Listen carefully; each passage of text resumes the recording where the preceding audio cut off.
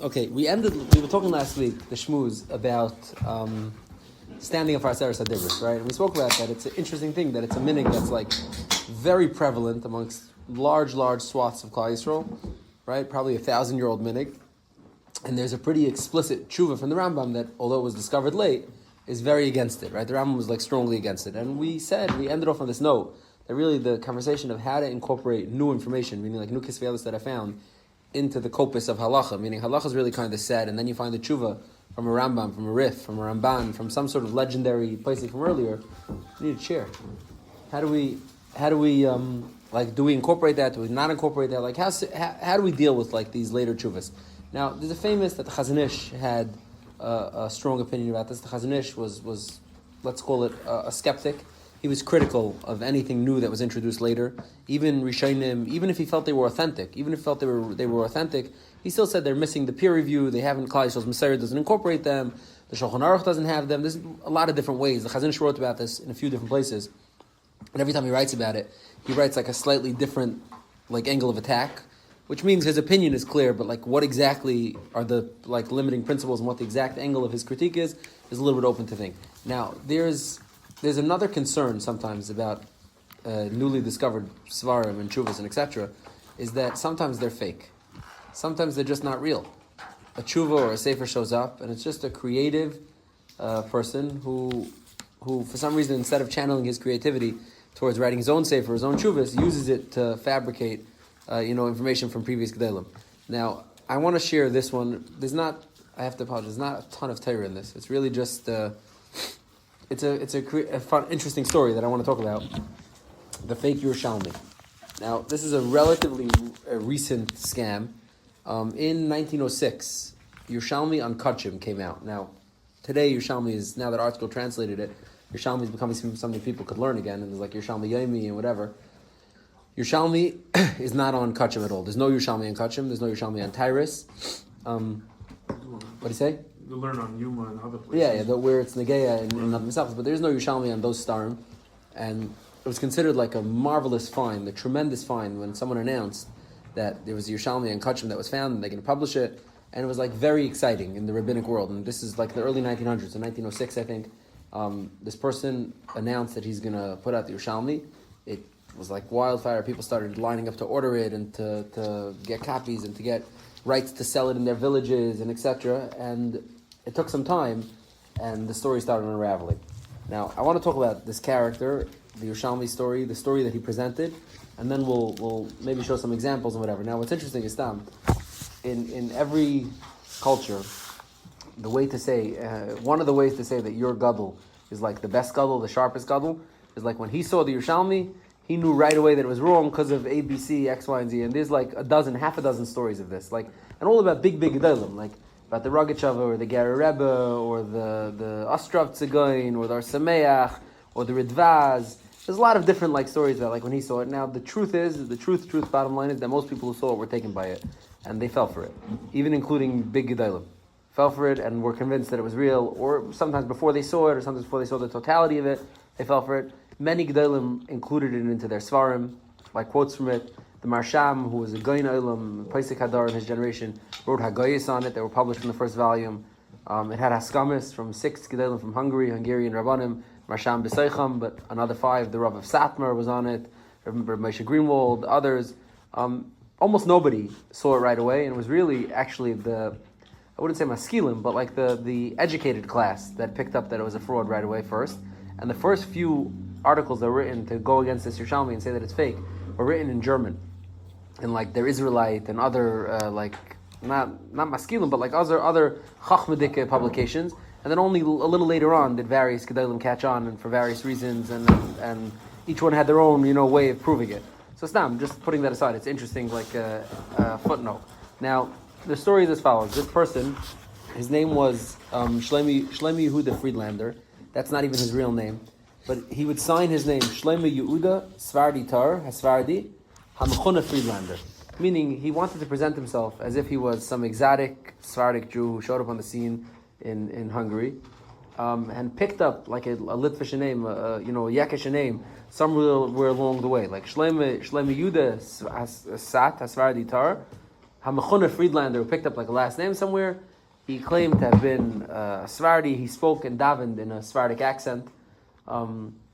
Later on, people would realize that he was born in Belarus and should have had the same accent as the Chafetz Chaim, but he had a different one that he was putting on.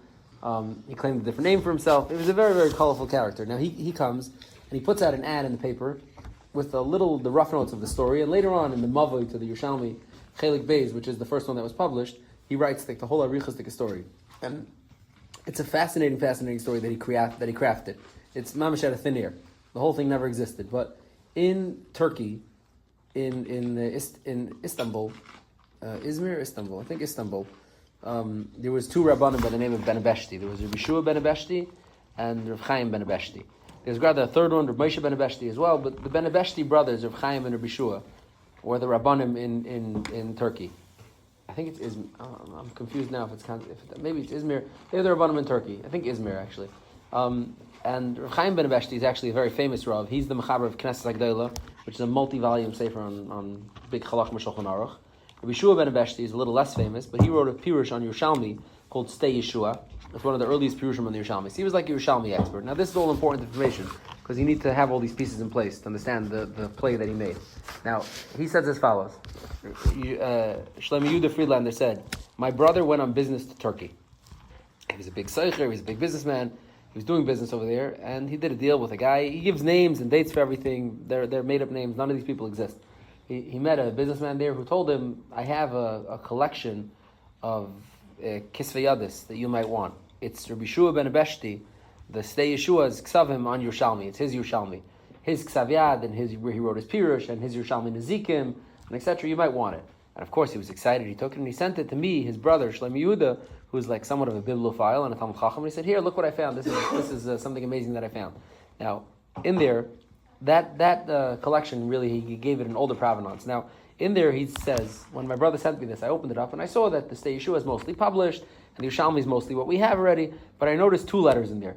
He says there's a letter. The first one is a letter from the chief rabbi of Constantinople, Rav Moshe ben Abeshti. That's the Knesset Agdola, who's writing to the Rabbanim of Izmir. Okay, that clears everything up. So he's Constantinople, and he's writing to the Rabbanim of Izmir, and he's writing for funds. He says, please send me money, because my brother Yeshua wants to put out the Yerushalmi on Kodshim that he discovered, this new Yerushalmi on Kodshim that he discovered, and I would like to help him fund it. Now, in this letter, and this is also important to the story, he writes very, there's a high power structure how he writes about his brother Yeshua. Like he's writing like he's the senior, Rosh Mishpacha, Yeshua le'mash b'teicha oyel, all sorts of like plays on words. How Yeshua is a Talmud of Moshe, and Yeshua, all sorts of plays on words. This is important because later research will show that Rav Moshe ben Abeshti was at least 10 or 15 years younger than his brother Rabbi Yeshua. So not only he did have the better stellar, he had the better stellar, but he was much younger than his brother Yeshua. Now that's letter number one. He says, I'm suggesting please send me money from the Izmir community so that we can publish this Yerushalmi. Now in that letter it tells a whole story of how Rabbi Yeshua ben Abeshti found the Yerushalmi, and it says that he met someone who met an old Catholic in Lisbon who was really a Jew, who gave him a whole pekel of Kisvei Yadis, and in the Kisvei Yadis there he found the Yerushalmi and Kodshim, a whole story in the letter. And the second letter that he found in there is again a letter from Chaim ben Abeshti, and over there he tells his brother Rabbi Shua ben Abeshti, I want to read you this. He says as follows. It's like a mysterious letter. He says, Va'ata l'chana achi eyatzcha v'yihi elikim imcha. I want to give you advice, and Hashem will be with you. Asayf l'fisha yodecha v'chavei kemat rega ad yavar zam. Gather your hand in. Don't publish this Yerushalmi on Kodshim. Put it away. Hide it until the zam passes. Ki davar nafal b'Yaakov v'tzvi b'Yisrael hapach nishbar b'chamlas Hashem anachnu nimlatu u'lechakim adai b'milim de'remizim tuva. I'm just going to give you a remez. It's time to hold back. This is the second letter that came in there. Now, said Reb Shlomo Yehuda Friedlander, he says as follows. I'll tell you what's going on over here. He says, Rabbi Yeshua ben Abeshti, the brother, found the Yerushalmi Kodshim through some tranche of Kisvei Yadis that he got from a lapsed Catholic in Lisbon, some marvelous, tranche of Ksavim that he found. Then, what happened is, during the interim, this is in the mid-1400s, Shapsai Tzvi shows up in Constantinople, and Reb Chaim ben Abeshti, the Knesset Agdola, joins Team Shapsai Tzvi, one way or the other. Now this is a very controversial part of history. Did he really sign on? Was he just afraid that they were going to kill him? Was it, what was his real opinion? And the pashtus is that really he was not a Shapsei Tzvi acolyte. He didn't really believe in Shapsei Tzvi, but the community was so caught up in the throes of Shapsei, euphoria, that he didn't have the ability to stop them, and he felt like, let me at least go along, and I could lead them, on the margins or whatever. So now Rav Chaim ben Abeshti, the Knesset Gedolah, who was a massive Talmid Chacham, was drawn into the Shapsei Tzvi orbit, and when Shapsei Tzvi finally went bust and everything was over, Rav Chaim ben Abeshti understood that for the Ben Abeshti Mishpacha to put out a new sefer of something Eksav Yad that was never discovered, people would automatically suspect that this is some sort of nefarious something. Something doesn't smell right. So Rav Chaim ben Abeshti advises his brother Bishua, although you have this marvelous find, you have the Yerushalmi and Kodshim that nobody ever had, bury it for now because we have to wait till the dust settles. Now again, later research will show that the dating on these chuvas is all off and they're out of order and at the wrong time and things don't work. Now, what's even crazier than all that is that none of these letters existed. They were all made up. Now, what he does, he writes, the Yerushalmi, the Friedlander, about himself. He says, I was blown away by this information that my brother sent me, these letters that I found, and I sent a letter quickly to my brother and I said, please, if you could, find me this Yerushalmi. You have access to Bishua ben Abeshti's library, so to speak. You yashined it. It's like a 250-year-old library. Find me this Yerushalmi. He writes me back. I can't find it. It's gone. So I sent him. He says, and I sent two people, Elio El-Ghazi, which is his brother he's claiming, and Yaakov Kobe, to go to Turkey, where the Ben Abeshti family, the Enikel of Bishua ben Abeshti, are dispersed over a 200-mile area. It's all fantasy. It's like when people didn't really know what the world looked like. I mean, like fantasy. Like they're dispersed over a 200-mile area. Go track down every Ben Abeshti Enikel and try to find me the Yerushalmi. And he says they went like a looking for a needle in a haystack. They tracked down every branch of the Ben Abeshti family until they finally found a wealthy man. I forgot his first name. He probably didn't exist. It's not really relevant what his first name is, but they found a wealthy man who's an Enikel of the Ben Abeshti family. And he was an Amoritz. He had no idea what he said, but he said, "Yeah, I'd rather have a lot of kameis from Bishua ben Abeshti, my great grandfather." And we looked, and under like a cheesecloth, we opened up a box, and in there he says, "This is our prize kamei. It's a very big kamei." And they opened it up, and lo and behold, there was the long lost Yerushalmi sitting there in one fat volume in a box, in a shoebox under the bed of Bishua ben Abeshti's long lost anicle. Is there any indication throughout Bavli Yerushalmi? Oh, one second. I want to get to this. I want I want you to have the story B'Shlei Musa. But yeah, that's the Torah part. I said we'll get to the Torah a little bit. But so he says, and they approach this Gvir and they say, do me a favor, could we borrow this priceless family heirloom that you have for 6 months? And he says, sure, no problem, take it for 6 months. Which again, the later on, the Mavakrim who looked through this said it boggles the mind, that's highly implausible. That some Ben Abeshti Enikel would say, yeah, 2 strangers from Hungary, you want my priceless family heirloom? Yeah, have it for 6 months, not a problem at all. In any case, but he agrees to give it to them, and they hastily copy it down with all sorts of acronyms and Rashi Tevis to get it all quickly. In 6 months, they copy it down and they mail it to the bibliophile, the Talmid Chacham in the family, Reb Shlomo Yehuda Al-Ghazi Hamachuna Friedlander, who's living in Hungary. And here this is the Yerushalmi that I'm presenting to you today. That's what he says. And then he proceeds to put out volume 1, and then later on volume 2. And volume 1 he sent around to Askamas. He got Askamas from various Hungarian Rabbanim. This is in the early 1900s.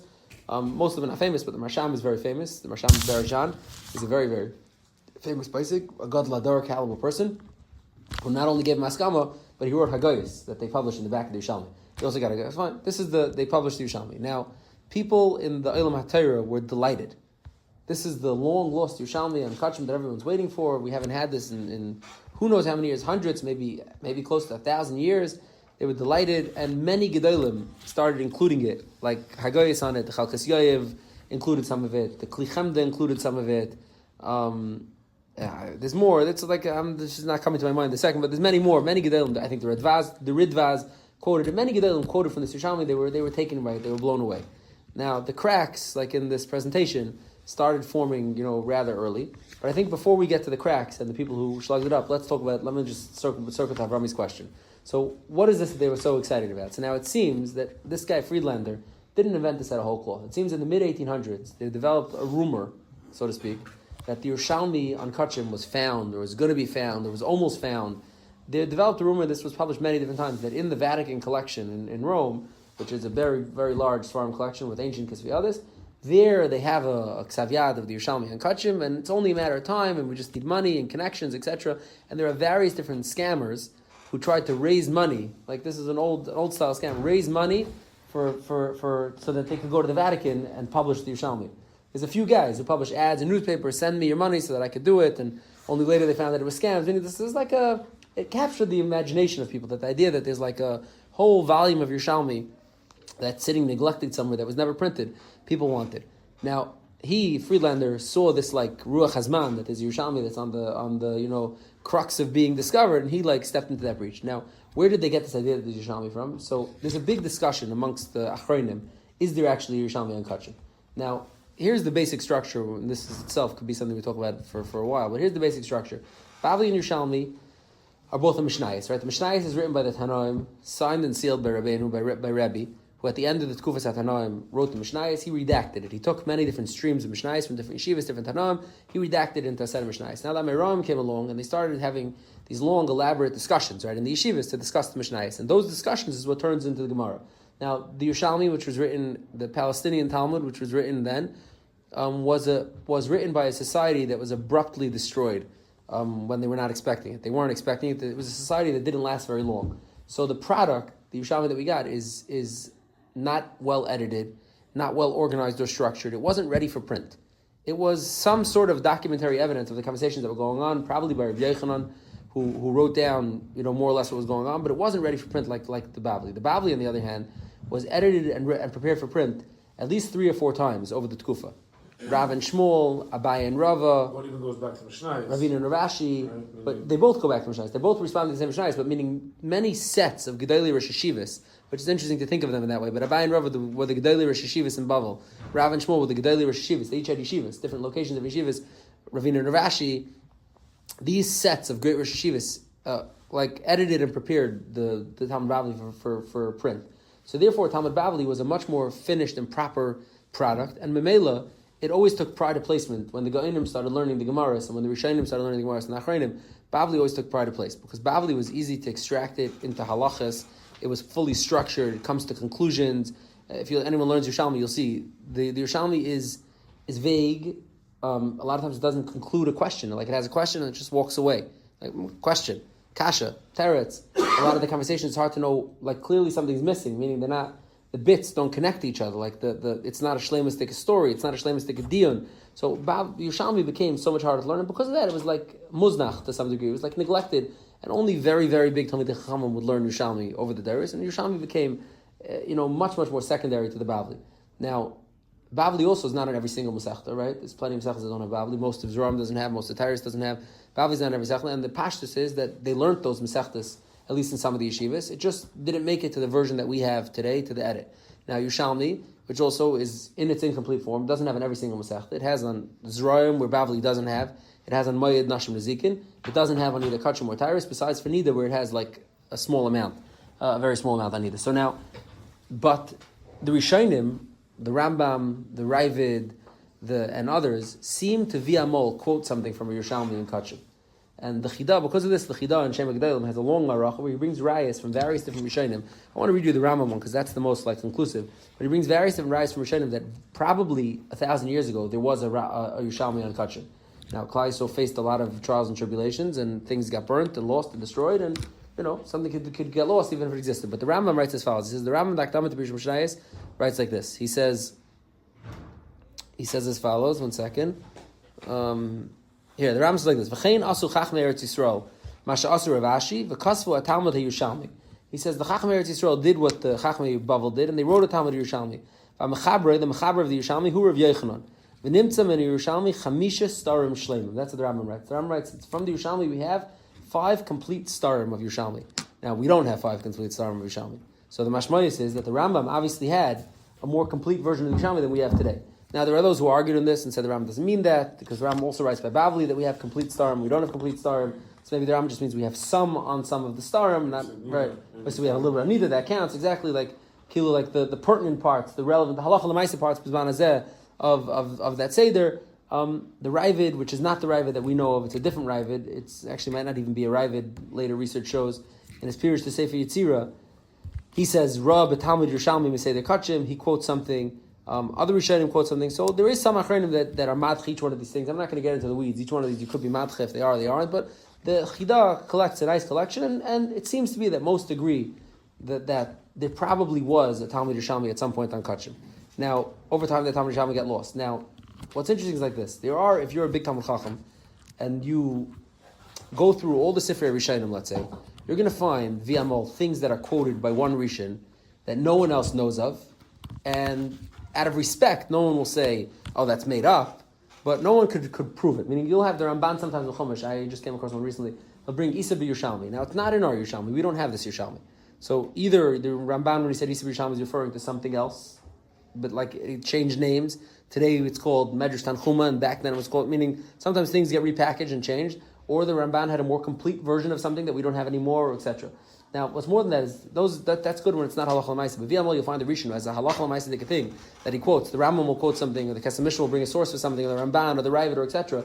And they'll bring a source for something that's like it doesn't fit into the normative like what everyone has. So what this guy Friedlander did, and this is a little bit creative, he took every one of those like outlier positions that are missing a source, so to speak, that don't have a good place, that don't fit in well, and he created Yerushalmis to backdate them. He would take like a Shvera Sugya, where there's a Makar that no one knows of, and boom, what do you know? It's Yerushalmi in Chulin. What do you know? It's Yerushalmi in Bechiris. It's Yerushalmi in Erechin. Like you just for covet or for money? It's probably for money. Because he was never claiming. Talent. It's very. So one second. This is the craziest thing. When he put this out, the Sameach and others said, I've seen his sefer on the Yerushalmi. He's not talented enough to have done this. That's what they said. Some people believed it was real because they saw his other work and they said, he's not talented enough to have done this. He's not smart enough. I've seen his real form. He's not smart enough. This is what some people wrote. Now, what's crazy is that means that he dedicated his real kishron and his real energy to the fake. His actual sefer that he published with his name, it's a sefer. It's okay. It's nothing. It's not amazing. The Gedei Musor were not like, okay, it's a sefer. He took he obviously had real kishron. He took it. So what he does is, it's a few things. Not only that, he does that, for example. Then he'll take sugyas in Bavli that are, let's say, out of place. Meaning there's like a sugya in Yevamis that discusses something in the Torahs, and he'll just take it from Yevamis, repackage it into Yerushalmi Sprach, which is also talented, convolute it a little bit, put it in a shaker, shake it around a little, and make Yerushalmi out of it on the right place, in Chulin, etc. And he does like all these such things, and Memela, different Gedolim, that's what was so attractive about it. L'mashal, Rabbi Yochanan Fishel Perla was a Goyin Olam. The Chalkas Yoyev was a Goyin Olam. These were people who, in the back of their mind, they always had like these kashas, meaning the Shver Rambam doesn't keep you up at night.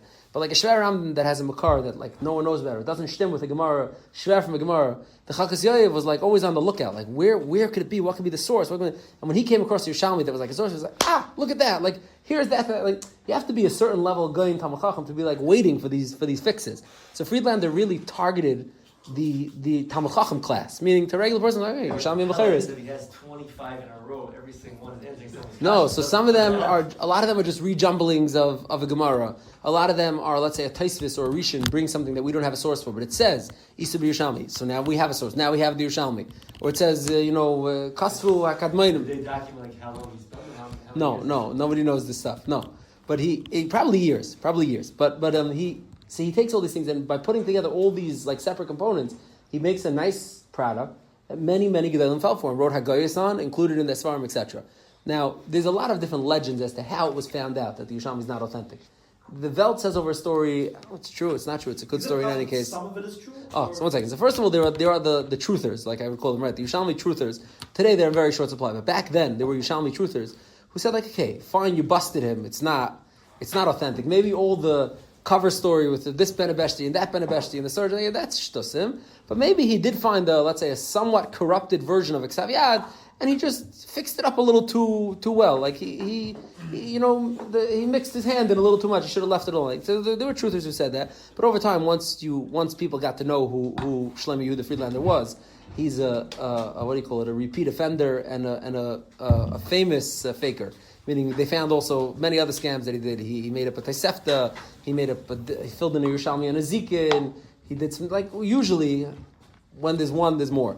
Meaning this is generally a good rule, b'chlal. When there's one, there's more. So he ultimately, once they did the research, his name wasn't even real. His name was fake. He gave himself a new name. He He left many different towns in disgrace for stealing and for cheating. And for like, once they did research into him and they outed him, they really outed him, and there was nothing left to talk about. But there was a tkufa when they were like Yerushalmi Kodshim truthers. Like, okay, maybe it's not fully a lie. Now, the Welt says about the Rogatchover. The Rogatchover had this Einfall that every Masechta in the Yerushalmi has one new Amira who's introduced there, one new name that's in no other volume. Meaning, there's like it's like a calling card of like Brachas has one name, and meaning a lot of the names are very familiar, like Rav Avin, Rav Anon, Rav Adar, Rav Zera. Some of the names are super familiar. They're floating around the Yerushalmi. They're like the Rabbi Yochanan. Those are like the connective tissue that's running through the whole Yerushalmi. But in the Yerushalmi, there's always like a one-off name in each Masechta, and the Rogatchover looked through this one, and it didn't have the one-off name of that every other Masechta. This is like a legend. They say now the Rogatchover. Did he chop this after they? Exactly. So that's what I'm saying. The legend has it that the Chassidish, the Gerach Chassidim say that the Imre Emes, the minute he saw it, Imre Emes knew this was a fake. He was the first one, and he sent Reb Meir Dan Plotsky to undo it. Now the truth is that the Imre Emes, I don't know if he worked for or certainly was involved in a Svarim seller, and the Imre Emes, when he saw the first thing, ordered hundreds of copies to sell in Poland. So he when he saw the first dugmaot of it, like the first samples of it. Now again, that doesn't mean the Imre Emes got a full copy, and the Imre Emes probably was from the early ones to say, this doesn't smell right, because the Imre Emes was a big Talmud Chacham, and B, a big bibliophile. He had a huge collection of Svarim. He knew a thing or two about Kisvei Yadis and scams and etc. So he certainly was from the earlier ones to spot it, but he didn't spot it like right out the gate. He ordered hundreds of them first, and the way that they actually, when the Imre Emes became aware of this letter that was written in the Israelite to prove that it's fake, written in German, then Imre Emes hired someone to translate it into Hebrew for him. He read it, and then he sent Reb Meir Dan Plotsky, who was a big Polish Goyin, a Rav over there who was very close to the Imre Emes. He asked him to please reach out to Shlomo Yehuda Friedlander and ask, figure this out. The Imre Emes, so Reb Meir Dan reached out and he asked if you could send me a copy of can I see the real thing? And of course, he got in, Veloy, Verafia, an excuse an hour, and eventually he chapped that this was a hoax, and he put out the first sefer called Shalu Shleim Yerushalayim, a whole takedown sefer to take down the thing. Shlomo Yehuda Friedlander published letters against him, calling all sorts of names in the book. He collected letters from various different Rabbanim. Meaning he was like one of the first ones. Mashal, Solomon Schechter, for example, who's the rector of the conservative or reform, I think conservative, JTS, I think conservative, of the conservative seminary in New York City, was funding the publishing. He was, again, a big bibliophile, a big collector of Svarim. The JTS collection in New York City still has crazy Kisvei Yadis like that he collected. He was the one who discovered the Cairo Geniza in Cairo. He was a kochav in this world. He offered Friedlander he'll pay for the printing of the second volume on condition that he gets the first Ksav Yad for the library in JTS. And of course, once you asked for the Ksav Yad, everything went sideways. There was no way to produce a Ksav Yad, so it was just, again, stories, Tyrus, thing, v'chulu. Now, it's interesting. So you didn't have any history out from that far. We have from the Cairo Geniza. We have things from 1,000 years ago. We have the Rambam signature. More than 1,000 years, no? His Ksav Yad, he was claiming, is only 500 years old. Right? It comes from like a priest in Lisbon who used to be a Jew. Like it's only 500 years old, which we have things from 500 years old for sure. Yeah, but so. I don't even know what I left out. So many things. I said different things. I just wanted to give you a flavor of the thing. Now, there's really so many more. If we had time, we could go into like weird different Goyinim thought, like they saw an answer to something they asked. Like the examples of it are very cute. And it's actually Reb Meir Simcha. I noticed a pattern. Many of the Gedolim that were like taken by it or like included in the Sefer included something in the sugi of Shechita and Treifus. Now, the truth is that the first volume that came out was Chulin. So that's not a kasha, meaning that would make sense, that they saw the first one, they were taken, then over time, over the next few months, as people realized that something was fishy, they stopped quoting them, so it's Chulin. But really, I saw that Reb Meir Simcha, in his letter, writes to the Klichemder, Reb Meir Dan Plotsky, he writes that he was not such a big Baal Kishrin, he's not so talented, he did a shoddy job. The only place where he did a decent job was in Elu Treifus. The sugi of Treifus and Chulin, there he did a decent fake. That's like a good cover. No, but the Reb Meir Simcha was like that level of educated, like really, shvachim isis, but over there you did good, but like whatever. It's all post facto. It's all It's all post facto. They're all stories of people who later on highlighted. The Ridvaz Lamashal, who wrote a sefer on Yerushalmi, wrote a pirush on Yerushalmi. He himself, I don't know if he was. I think originally he was taken also. He might have even included some of it in his farm. Later on, he wrote and he did like an exhaustive job of showing how like the syntax and the structure and the flow and really a sophisticated job. But again, post facto, meaning once it was out that something was wrong over here, he did it.